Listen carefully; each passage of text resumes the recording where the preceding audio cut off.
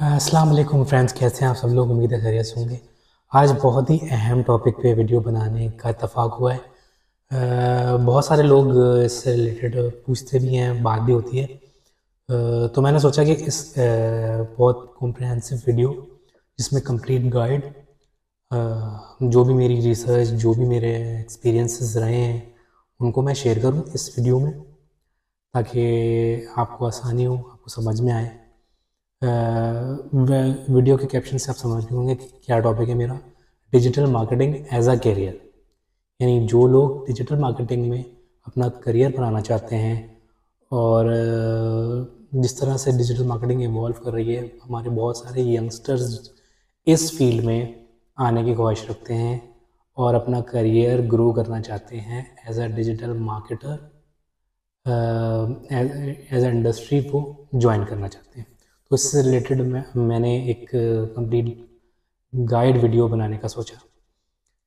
देखें, जो भी लोग डिजिटल मार्केटिंग में आना चाहते हैं, वो ये ज़रूर सोच लें कि डिजिटल मार्केटिंग बहुत तेज़ी से उसका ट्रेंड चेंज हुआ है। यानी अब उस पुराने तरीके से, वो पुराने मेथड्स अब जो हम इम्प्लीमेंट करते थे, अब वो उस तरीके से काम नहीं करते। अब नए एल्गोरिदम्स, नए मैट्रिसेस और नई टेक्निक्स मार्केट में आ चुकी हैं। अगर आप पुराने तरीके से, जिस तरीके से कोर्सेज पढ़ाए जा रहे हैं, जिस तरीके से आप डिप्लोमा करते हैं, कोर्सेज करते हैं, जो भी करते हैं, डिग्री लेते हैं इसकी, तो आपको जो आपका सिलेबस है, जो भी आपका प्रोसीजर है, वो बिल्कुल लेटेस्ट ट्रेंड और लेटेस्ट मार्केट और लेटेस्ट इंडस्ट्री में जो इम्प्लीमेंटेशन हो रही हैं उसको देखते हुए होना चाहिए।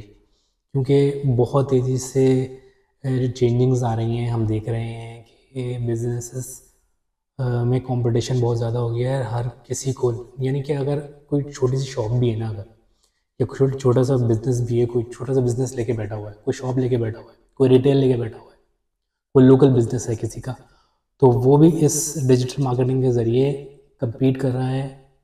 किसी भी इंडस्ट्री में, कोई भी इंडस्ट्री उठा के देख लें, डिजिटल मार्केटिंग किसी भी इंडस्ट्री के लिए हो सकती है।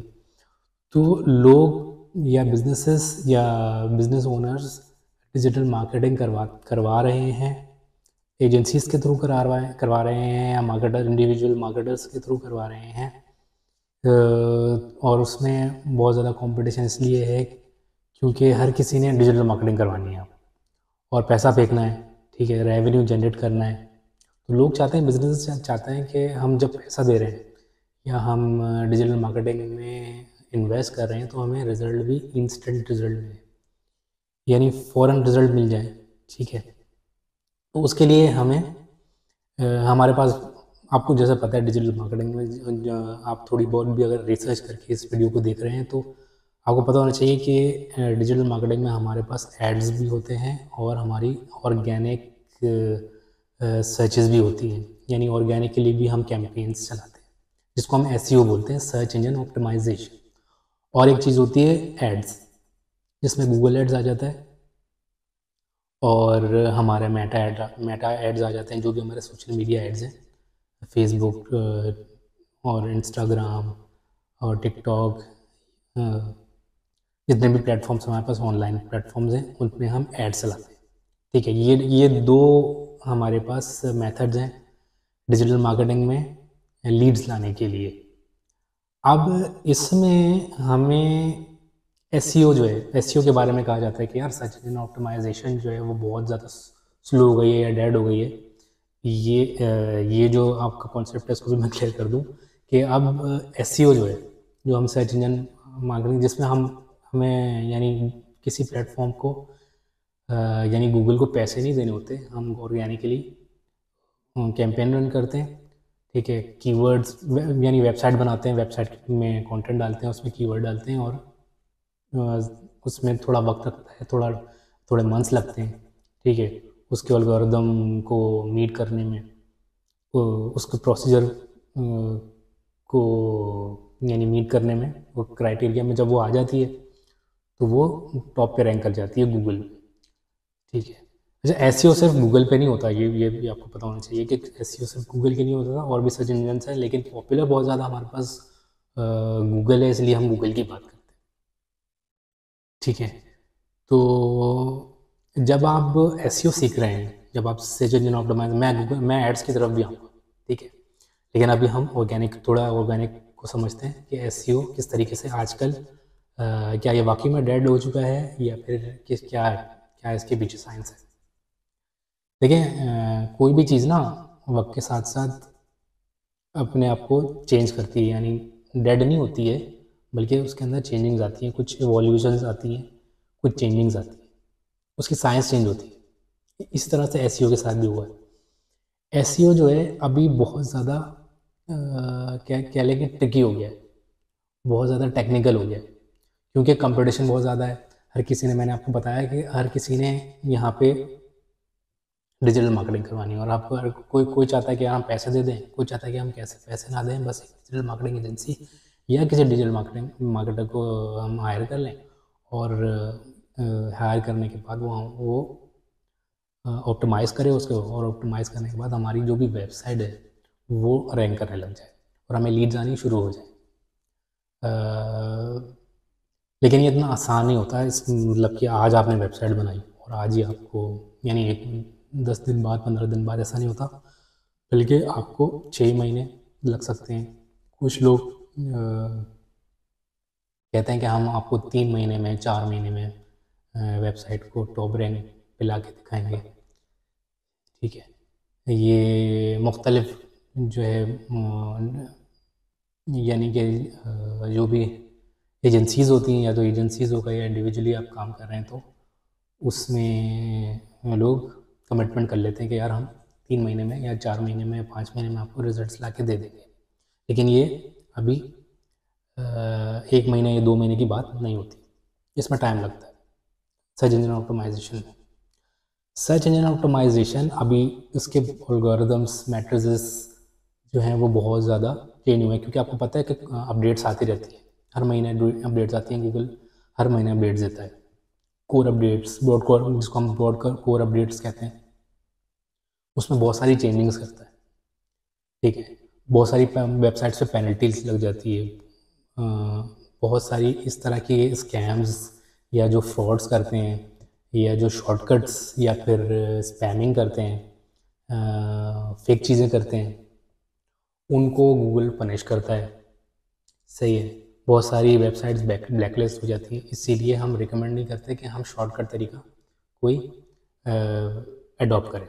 अगर आप शॉर्टकट तरीका अडॉप्ट करते हैं तो आपने जो इन्वेस्टमेंट की हुई होती है वेबसाइट का कंटेंट लिखा है ना आपने, AI जनरेटेड कंटेंट लिखा है, या किसी भी तरीके की कीवर्ड स्टफिंग की हुई है, तो उसको वो वेबसाइट में, क्योंकि आपने होस्टिंग खरीदी है, ज़ाहिर है आपने थोड़ा थोड़ा इन्वेस्टमेंट तो शुरू में की होगी, वो सब बेकार चला जाता है, उसका कोई फ़ायदा नहीं होता।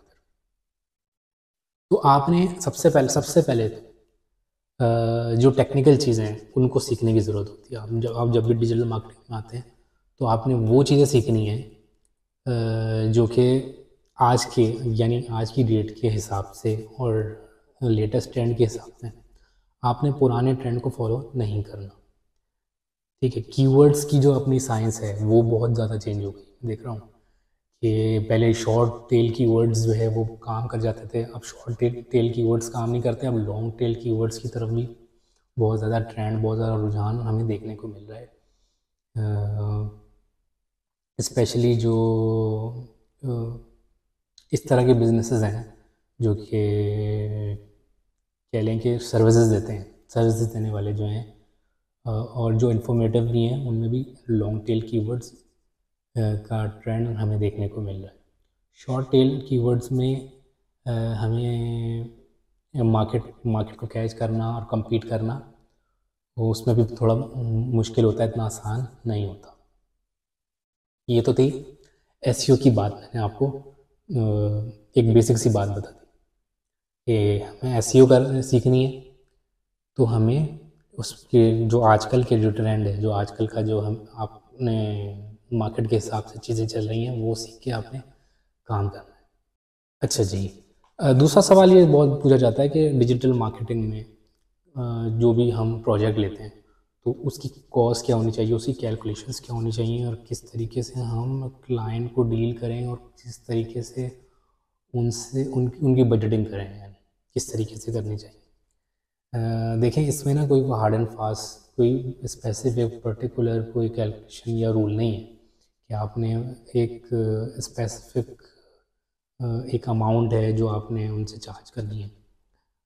आपने पूरा का पूरा एक प्लान, पूरी रिपोर्ट बनानी होती है। आपने सबसे पहले समझना होता है कि जो इंडस्ट्री है जिसके लिए आपने डिजिटल मार्केटिंग करनी है उसका ट्रेंड क्या है, और वो किस तरीके से बिहेव करती है, वो नीश जो है उसके अंदर कितना कंपटीशन है।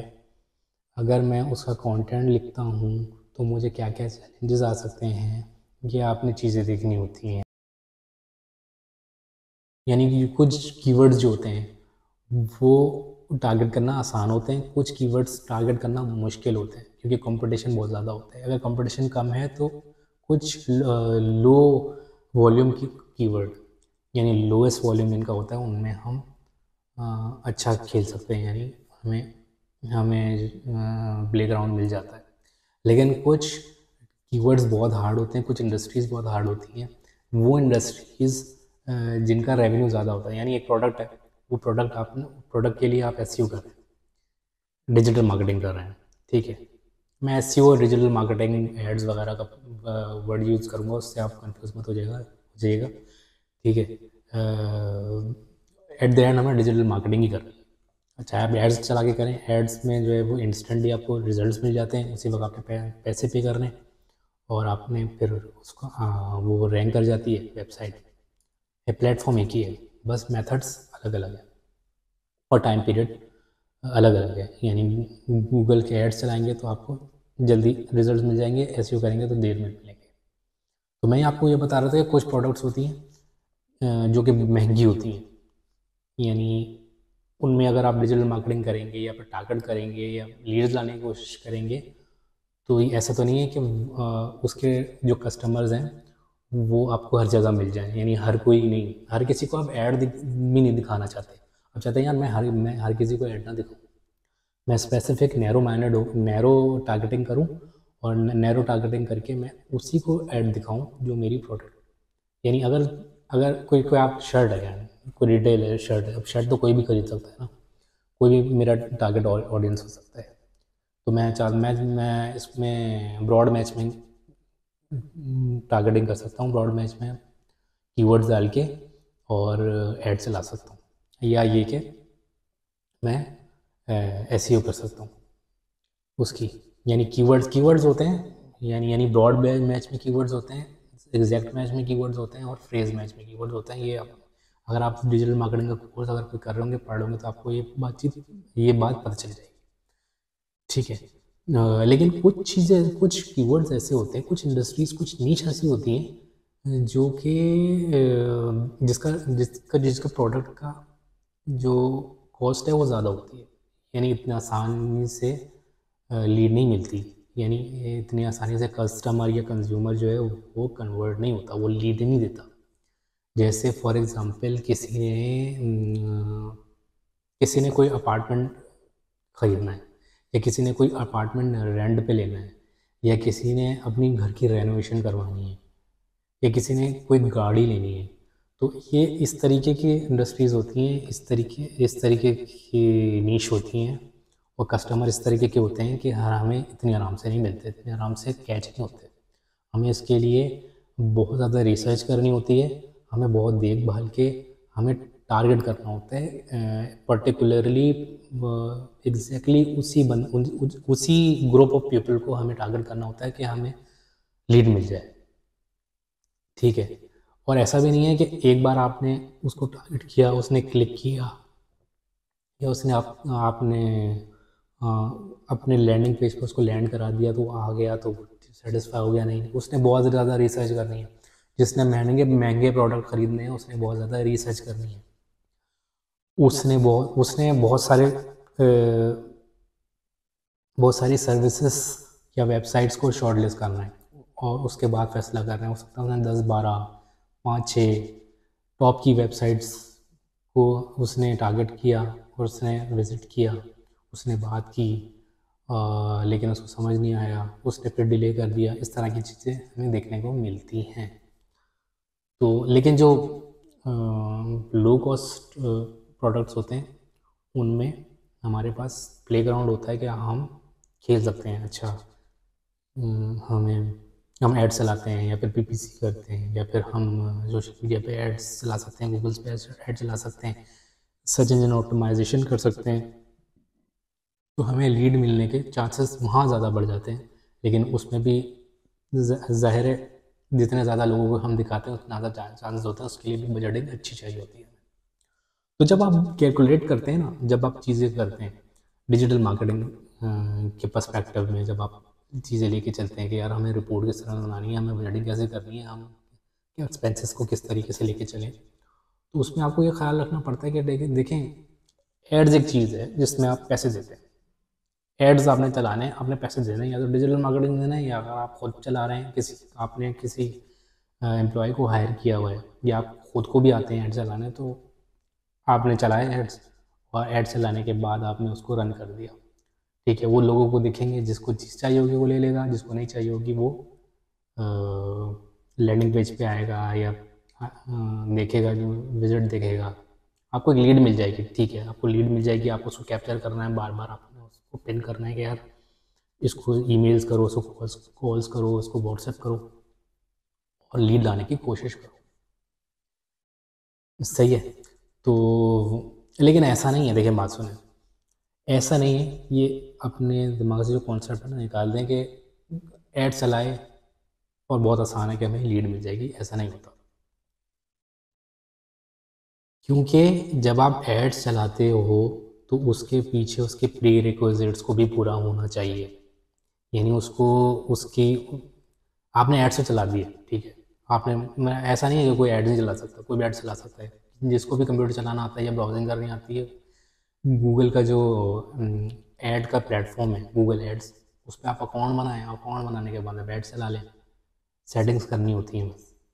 उसका इंटरफेस इतना आसान है कि कोई भी ऐड चला सकता है। ऐड चलाना कोई मुश्किल नहीं है। उससे होगा क्या, आपने ऐड चलाए, कॉपी अच्छी नहीं हुई, लैंडिंग पेज अच्छा नहीं हुआ, सर्विसेज अच्छी नहीं हुई, जो उसकी प्री रिक्विजिट हैं, जो टेक्निकलिटीज़ हैं, अगर वो पूरी नहीं हुई तो होगा क्या, आपका बजट एग्जॉस्ट हो जाएगा। आप अगर आपका अपना बिजनेस है या आपके क्लाइंट का बिजनेस है तो आपको सुनने को मिल सकती है कि आपको बहुत परेशानी, बहुत प्रॉब्लम का सामना करना पड़ सकता है क्योंकि लीड आएंगी नहीं, आपका बजट एग्जॉस्ट हो रहा होगा।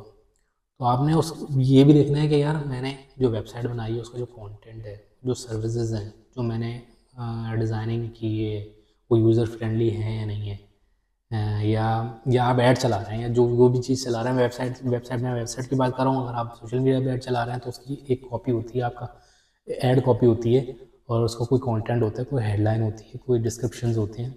अगर वो कैची है, और अगर आप सोशल मीडिया का पेज चला रहे हैं, सोशल मीडिया का पेज किस तरीके से आप रन कर रहे हैं, क्या उसमें कंटेंट डाल रहे हैं, क्या उसमें प्रेजेंटेशन है, क्या उसमें डिज़ाइनिंग हुई हुई है, क्या ग्राफिक्स आप शो कर रहे हैं, ये सारी चीज़ें मैटर करती हैं।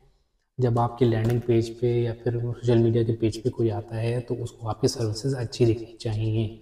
ऐसा नहीं है कि आपने बस पैसा फेंका, आपने ऐड चलाए, आपने हज़ारों रुपए के, लाखों रुपए के ऐड चला दिए, और आपने आपकी जो सर्विसेज हैं वो उसकी प्रेजेंटेशन अच्छी नहीं है, या लैंडिंग पेज अच्छा नहीं है, ग्राफिक्स अच्छे नहीं है, या वो यूज़र फ्रेंडली नहीं है, वो मीट नहीं करती उस क्राइटेरिया को कि वो आपको लीड ला के दे सके, तो फिर होगा क्या, आपका बजट एग्जॉस्ट होगा, आपकी कैलकुलेशन बिल्कुल आउट हो जाएगी और लीड्स आपको मिलेंगी नहीं, बस आप एड्स रन करते रहेंगे, सिर्फ ये होगा। अच्छा, एक तो ये चीज़ हो गई, ये तो मैंने एड्स के पर्सपेक्टिव में आपसे बात की ना। लेकिन अगर आप पीपीसी में ये चीज़ करते हैं, पीपीसी में आपको पैसे नहीं देने पड़ते, लेकिन ये याद रखिएगा जब आप पीपीसी करते हैं, सॉरी, जब आप एसईओ करते हैं, जब आप ऑर्गेनिकली लेके चलते हैं, तो उसमें ऐसा नहीं है कि digital marketing in terms of SEO या ऑर्गेनिक सर्चेस कि जब आप कैंपेन बनाते हैं तो वो फ्री होती हैं, ऐसा नहीं होता। यानी ऐसा नहीं है कि वहाँ आपने पैसे दे दो गूगल एड्स और यहाँ आपको पैसे नहीं देने पड़े, इधर भी पैसे देने पड़े, यहाँ कॉस्ट लग रही है, लेबर कॉस्ट लग रही है ना, वर्कर्स की कॉस्ट लग रही है, टूल्स खरीदने पड़ते हैं आपको, महंगे महंगे टूल्स आते हैं, वो टूल्स आपको खरीदने पड़ते हैं। पॉपुलर कौन कौन से टूल्स हैं हमारे पास? एचरेफ है, हमारे पास सैमरश है जो कि एसईओ के लिए इस्तेमाल होता है, कीवर्ड्स की रिसर्च की जाती है। इसके अलावा कॉम्पेटिटर की एनालिसिस की जाती है, आपका जो वेबसाइट है उसका पूरा ऑडिट किया जाता है, और बहुत सारी चीज़ें हैं जिनके हमें टूल्स लेने पड़ते हैं। जीटी मैट्रिक्स है, जीटी मैट्रिक्स आपके वेबसाइट की पेज लोडिंग टाइम जो है उसको बताता है, उसको वो हमें ख़रीदना पड़ता है। सैमरश की अगर मैं बात करूँ, सैमरश एशरफ की, तो सैमरश का मंथली जो सब्सक्रिप्शन है $139 है, और जो एचरेफ की मंथली सब्सक्रिप्शन है वो $129 है। तो ये भी कॉस्ट आपने मिलानी है। अगर आप एक इंडिविजुअल हैं, ठीक है, या आप किसी मार्केटिंग एजेंसी से हैं, तो आपने ये टूल्स ख़रीदने हैं। अब ये टूल्स शेयरिंग में भी मिल सकते हैं, यानी एक किसी बंदे ने ख़रीद लिए, या किसी एक एजेंसी ने ख़रीद लिए, या किसी ग्रुप ने ख़रीद लिए, और मुख्तलिफ़ लोगों को वो शेयर कर दिया, उसका पासवर्ड दे दिया, और अक्सर होता ये है कि ये लिमिटेड एक्सेस के साथ होता है। शेयरिंग में जब काम कर रहे होते हैं आप, तो लिमिटेड एक्सेस कर देते हैं, यानी आप 10 कीवर्ड्स निकाल सकते हैं, आप बस इतना काम कर सकते हैं, इससे ज़्यादा आप काम नहीं कर सकते, इससे ज़्यादा आप कैंपेन्स नहीं बना सकते, इतनी कॉपीज़ बना सकते हैं। इस तरह की रिस्ट्रिक्शन आपको देखने को मिलती हैं। लेकिन जब आप इंडिविजुअली, जब आप अपना खुद के टूल्स इंडिविजुअली लेते हैं, पूरे पूरे पैसे पे करके, तो वो ज़ाहिर है वो कॉस्टली हैं, $129 माने रखते हैं। जितने भी टूल्स हैं वो महंगे होते हैं, $100 से ज़्यादा उसकी कॉस्ट होती है। तो ये टूल्स जब आप ख़रीदते हैं, तो ये डिजिटल मार्केटिंग का जो आपकी सर्विसेज की कॉस्ट है, यानी आपकी लेबर कॉस्ट जो लग रही है आपके वर्कर, ये इससे अलग है, यानी हट के। इसके अलावा ग्राफिक्स डिज़ाइनिंग के जो सॉफ्टवेयर हैं, कैनवा है, फोटोशॉप है, उसकी मंथली सब्सक्रिप्शन है, वो आपने अलग करनी होती है। आपके इक्विपमेंट्स हैं, आपने इक्विपमेंट्स लेने हैं, अच्छा कैमरा लेना है, अच्छा माइक लेना है, आपने आना जाना है, क्लाइंट से मीटिंग करनी है, उस सब की कॉस्ट आपने मिलानी है, और फिर देखना है कि आपने आपने क्लाइंट्स जो आपको मिल रहे हैं, जिस भी तरीके से मिल रहे हैं आपको, ठीक है। आप ऐड चला के क्लाइंट्स ले सकते हैं, यानी ऐड चलाए आपने डिजिटल मार्केटिंग एजेंसी है, आप इंडिविजुअली आप काम कर रहे हैं, या तो आप फाइवर पे काम कर रहे हैं, या अपवर्क पे काम कर रहे हैं, या आपने ऐड चला लिए, आपने सोशल मीडिया पे कोई ऐड चला लिया कि भाई हम डिजिटल मार्केटिंग की ये सर्विसेज देते हैं, आपने ऐड चला लिए, और आपको क्लाइंट मिलना शुरू हो जाएंगे, लीड्स आना शुरू हो जाएंगे, तो ठीक है, आपने काम करना शुरू कर दिया। लेकिन होता क्या है कि आपको लीड्स मिल जाती हैं, लेकिन वो कैप्चर भी हो जाती हैं, लेकिन रिज़ल्ट अगर आपने उनकी मर्ज़ी के नहीं दिए, तो फिर उनको होल्ड करके रखना बहुत मुश्किल हो जाता है दोस्तों। ये इतना आसान नहीं होता कि आपने बस आज शुरू किया और आपको क्लाइंट मिलना शुरू हुए। ये एक चेन है पूरी, ये पूरी साइंस है, ये पूरी इंडस्ट्री किस तरीके से काम करती है, आपको इसके पीछे से साइंस समझनी पड़ेगी। ये इतना आसान नहीं होता। ट्रेंड चेंज हो रहा है, कंपटीशन बहुत ज़्यादा है, इंडस्ट्री इवॉल्व कर रही है, हर किसी ने डिजिटल मार्केटिंग करवानी है, तो ये सारी चीज़ें, ये सारी कॉस्ट आपने निकालनी है। क्लाइंट आप ईमेल के थ्रू भी ले सकते हैं, यानी आपने गूगल पे सर्च किया, जिनकी वेबसाइट्स टॉप रैंक नहीं कर रही, बहुत दूर वेबसाइट शो हो रही है, बहुत नीचे पेजेस पे शो हो रही है, यानी 10 के भी बाद 20 के भी बाद हो रही है, आपने उनकी इंफॉर्मेशन निकाली, वहाँ से ईमेल्स वगैरह कॉन्टेक्ट्स निकाले, लिंक्डइन चेक किया, लिंक्डइन पे ऐसी जो भी उनका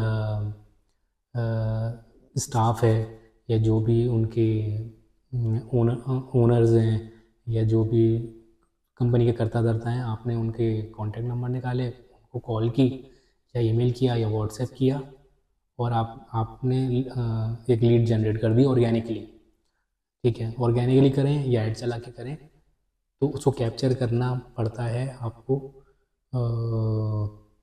अपनी सर्विसेज के थ्रू, यानी आपने बताना है कि यार ये चीज़ें हैं, मेरी ये मेरा पोर्टफोलियो है, और ये डिजिटल मार्केटिंग एजेंसी हमारी ये सर्विसेज देती है, और इस तरीके से हम काम करते हैं। उसकी कॉस्ट आपने उनको बताई। जब जब आप इतनी, क्योंकि डिजिटल मार्केटिंग एजेंसी खोलना इतना आसान नहीं है,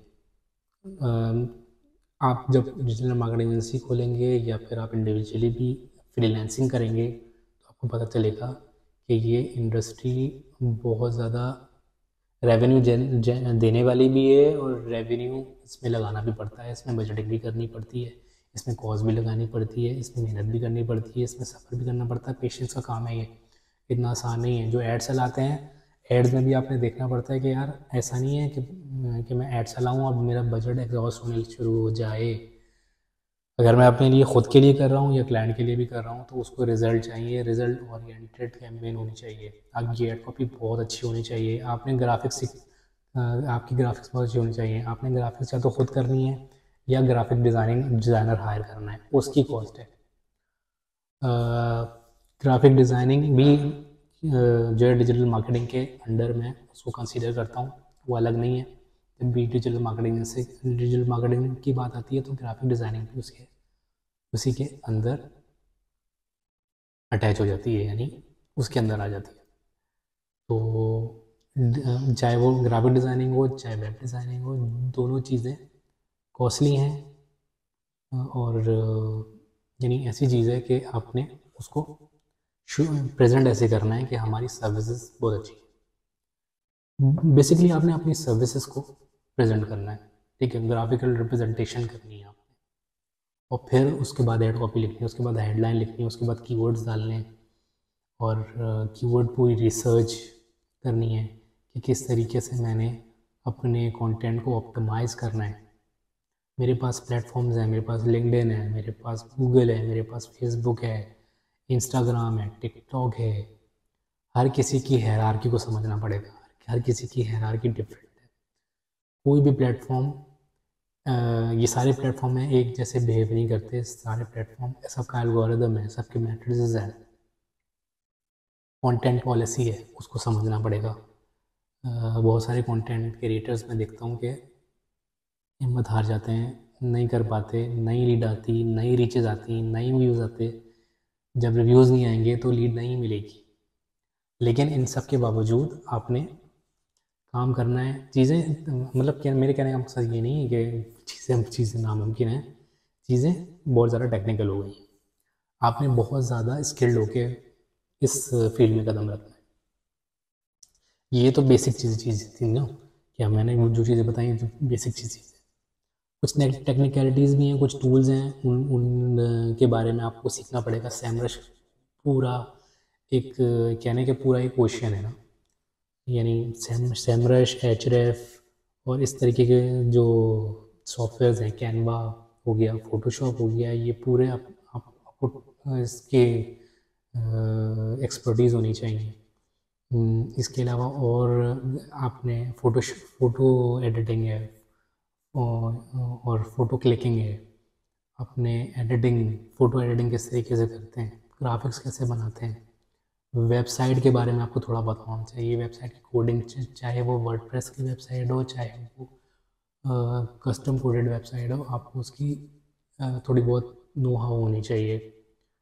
या तो अगर आप वेब डेवलपर हायर कर रहे हैं, वर्डप्रेस डेवलपर हायर कर रहे हैं तो उसकी कॉस्ट लगेगी, ठीक है। लेकिन मैं रिकमेंड ये करता हूँ थोड़ा बहुत पता होना चाहिए, इतना मुश्किल नहीं होता है। आपको कुछ लैंग्वेजेस हैं, HTML लैंग्वेजेज है, CSS लैंग्वेज है, इसके अलावा जावा स्क्रिप्ट है, jQuery है, पाइथन लोग यूज़ करते हैं। उसके बारे में थोड़े नो हाउ आपने ट्यूटोरियल्स अगर आप देख लें तो आपको पता चल जाएगा कि वेबसाइट किस तरीके से बनती है और किस तरीके से कोडिंग होती है। क्योंकि जब हम कंटेंट लिखते हैं, जब हम ब्लॉग्स लिखते हैं या फिर कोई भी SEO कीवर्ड्स कंटेंट लिखते हैं तो उसमें हमें थोड़ा हो सकता है कि हमें एडिट करना पड़ जाए, वेबसाइट के कंटेंट को एडिट करना पड़ जाए, या मेटा टाइटल लिख रहे हैं या डिस्क्रिप्शन लिख रहे हैं या हम इमेजेस के ऑल टेक्स्ट लिख रहे हैं, जो भी चीज़ें हैं। जब आप डिजिटल मार्केटिंग की दुनिया में कदम रखेंगे तो ये जो टर्मिनोलॉजीज़ मैं यूज़ कर रहा हूँ इससे भी आपको नो हाउ हो जाएगी। तो दोस्तों मैं वीडियो को बहुत ज़्यादा लंबा नहीं करना चाह रहा, बहुत सारी चीज़ें हैं जो डिस्कस करने की हैं। अगर आप कहेंगे तो मैं ट्यूटोरियल्स बनाऊंगा अलग अलग। हमारे पास जो टूल्स मैंने नाम लिए, सैमरश नाम लिया, HRF नाम लिया मैंने, कैनवा ग्राफिक्स का एक सॉफ्टवेयर है, टूल है, बहुत सारे लोग उससे वाकिफ़ भी होंगे। इसके अलावा गूगल एनालिटिक्स है, गूगल सर्च कंसोल है, गूगल एड्स कैसे काम करता है, इसके अलावा एड्स कैसे रन करते हैं, मेटा के जो एड्स हैं जो हम मेटा के एड्स मैनेजर पे जाके बनाते हैं वो किस तरीके से बनाते हैं। अगर इस सब से रिलेटेड आपने ट्यूटोरियल्स चाहिए आपको और आप चाहते हैं कि इन सब पे एक लर्निंग हम एक पेस लेके चलें और सीखें इन सब चीज़ों को, तो ज़रूर बताइएगा। एआई से रिलेटेड जो लोग कहते हैं कि यार एआई के आने के बाद डिजिटल मार्केटिंग बहुत ज़्यादा क्रिटिकल हो गई है या ऐसी डेड हो गया, तो ऐसा कुछ भी नहीं है। देखें, जब भी कोई टेक्नोलॉजी आती है, एवोल्यूशन होती है, तो उसके फ़ायदे भी होते हैं। मैं कहता हूँ कि एआई के आने से बहुत ज़्यादा फ़ायदे, जो डिजिटल मार्केटर का काम है ना, वो बहुत ज़्यादा आसान हो गया है। लेकिन ऐसा नहीं है कि आपने 100% उसी पर डिपेंडेंट रहना है। आपने स्पिनिंग सीखनी होगी, यानी आपने कंटेंट उससे लिखवा लिया, इमेज आपने उससे लिखवा ली, उसको आपने यूज़ करना है। अगर आपने इमेज आपने एआई से कह दिया कि यार मुझे इमेज बना के दे दो, अच्छा सा प्रॉम्प्ट लिख लिया और उससे कह दिया कि यार बस बना के दे दो और मैं बस जाके कॉपी पेस्ट कर लूँ, तो ऐसा नहीं है। या आपने कंटेंट लिखवा लिया, प्रॉम्प्ट दे दिया और उसने कंटेंट लिख के दे दिया और आपने जाके सोशल मीडिया पे पेस्ट कर दिया या फिर आपने वेबसाइट पे जाकर पेस्ट कर दिया, ऐसा नहीं है। आपने स्पेलिंग सीखनी होगी, आपने ब्लॉग राइटिंग सीखनी होगी, आपने गेस्ट पोस्टिंग सीखनी होगी, आपने आर्टिकल प्रेस रिलीज़ कैसे लिखते हैं, कमेंटिंग कैसे करते हैं, पोस्ट कैसे बनाते हैं, पोस्ट लिखते कैसे हैं, उसका टाइटल कैसे लिखते हैं, उसके डिस्क्रिप्शन कैसे लिखते हैं, उसके थंबनेल कैसे बनाते हैं, ये सारी चीज़ें आपको आनी चाहिए। देखिए, ये डिजिटल मार्केटिंग ना ये बहुत बहुत बहुत बड़ा कह लेंगे एक ओशियन है, ये बहुत बड़ी इंडस्ट्री है। अगर आप डिजिटल मार्केटिंग में अलग अलग कैटेगराइज करके एक चीज़ भी उठा लें ना, यानी एसईओ को पकड़ लें, वो ये बहुत बड़ी दुनिया है। या गूगल एड्स उठा लेना, वो एक बहुत बड़ी दुनिया है। या ग्राफिक डिज़ाइनिंग उठा लेना, वो एक बहुत बड़ी दुनिया है। पीपीसी ले लें, या सोशल मीडिया मैनेजमेंट ले लिया, यार मैं सिर्फ सोशल मीडिया जो है वो मैनेज करूँगा और कुछ भी नहीं करूँगा। या ये कि मैं सिर्फ गेस्ट पोस्टिंग करूँगा, ब्लॉग्स लिखूँगा, ये सारी अलग अलग नीशें हैं। इसमें से आपको किसी एक में भी एक्सपर्टीज़ आ गई ना, तो आप डिजिटल मार्केटिंग में आप अपना अच्छा करियर बना सकते हैं। ऐसा नहीं है कि एक बंदा सारी चीज़ें लेके चले, तो फिर आप वही होता है ना कि यार कहीं के भी नहीं रहेंगे फिर आप ना, ठीक है। आप कोई एक नीश स्पेसिफिक एक्सपर्टीज़ पकड़नी होगी और उसको लेके चलना होगा। चाहे सोशल मीडिया पकड़ लें, चाहे गूगल एड्स पकड़ लें, चाहे पीपीसी पकड़ लें, चाहे ग्राफिक्स पकड़ लें, चाहे आप यूट्यूब पकड़ लें। यूट्यूब एक अलग व्लॉगिंग का एक अलग यानी कह लेंगे कंटेंट क्रिएशन का एक अलग एक प्लेटफॉर्म है। या सोशल मीडिया पकड़ लें, या फिर ये कि सर्च इंजन ऑप्टिमाइजेशन ले लें, ये अलग अलग निशेज़ हैं। इसमें भी ये भी मज़ीद कैटेगराइज होती हैं। यानी जब हम गेस्ट पोस्टिंग करते हैं या ब्लॉगिंग करते हैं, लिखने वाले राइटिंग का काम करते हैं, तो उसमें हमारे पास गेस्ट पोस्टिंग आ जाती है, ब्लॉगिंग आ जाती है, आर्टिकल पोस्टिंग आ जाती है, ठीक है। फ्रिक्वेंट क्वेश्चन आंसर्स आ जाते हैं, वो अलग एक फील्ड है, उसमें एक्सपर्टीज़ अलग चाहिए होती है। ऐसा नहीं है कि सारी चीज़ें आपने सीखनी, कोई एक चीज़ आपने करनी है। या फिर अगर आप ये करना चाहें कि डिजिटल मार्केटिंग में सिर्फ और सिर्फ आप मैनेज करें चीज़ों को और टीम हायर करें और उनसे काम कराएं, तो ये भी एक ऑप्शन हो सकता है। लेकिन फिर भी मैं ये कहूँगा आपसे कि डिजिटल मार्केटिंग बहुत इसका स्कोप ज़बरदस्त तरीके से चल रहा है। जो भी आना चाहता है सीख कर आएँ। कंपटीशन है, लेकिन जो अच्छा काम करने वाले हैं वो बहुत अच्छा अर्न कर रहे हैं। अर्निंग इसमें अच्छी है। इसमें कॉस्ट लगती है आपकी जब बजटिंग आप करते हैं, ठीक है, इन्वेस्टमेंट है, लेकिन इसमें रेवेन्यू भी अच्छा आपको मिल जाता है अगर आप मार्केट में अपने पैर जमा लेते हैं तो दोस्तों, कोई आपको क्वेश्चन हो इससे रिलेटेड, कोई भी आप क्वेश्चन करना चाहते हैं तो ज़रूर पूछें। मैं ट्यूटोरियल्स भी बनाने की कोशिश करूँगा, ठीक है। टूल्स के बारे में बताऊँगा, टूल्स कैसे यूज़ करने हैं। कैनवा यूज़ करना है आपने, या डिजिटल मार्केटिंग से रिलेटेड, एसईओ से रिलेटेड सैमरश यूज़ करना है, एचएलएफ यूज़ करना है, फोटोशॉप यूज़ करना है, या फोटो एडिटिंग का प्रीमियर यूज़ करना है, फाइनल कट प्रो यूज़ करना है,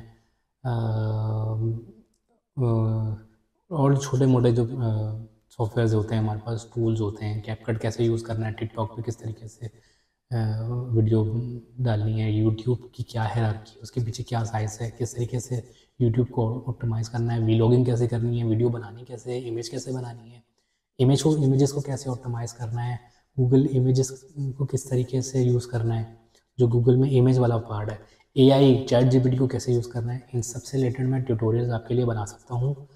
आप कमेंट में बताएं, इस वीडियो को लाइक करें, सब्सक्राइब करें, और जो भी मैंने सीखा है, जो भी मैं बेसिकली जो मेरी एक्सपर्टीज़ है वो ज़्यादातर मैं टारगेट करता हूँ बड़े बिजनेस को ना, यानी कंस्ट्रक्शन से रिलेटेड, डिज़ाइनिंग, इंटीरियर डिज़ाइनिंग से रिलेटेड, रेनोवेशन से रिलेटेड, रियल एस्टेट एजेंसीज, इनको मैं ज़्यादा करता हूँ। ई कॉमर्स में मेरा जो है वो एक्सपीरियंस इतना नहीं है, लेकिन फिर भी मैंने चीज़ों को एनालाइज किया हुआ है। मुझे पता है कि किस तरीके से चीज़ें काम करती हैं, इंडस्ट्रीज़ कैसे काम करती हैं, मुख्तलिफ इंडस्ट्रीज़ और मुख्तलिफ निशेस के पीछे क्या हायरार्की होती है, वो उसकी मुझे नो हो, अल्लाह का शुक्र है।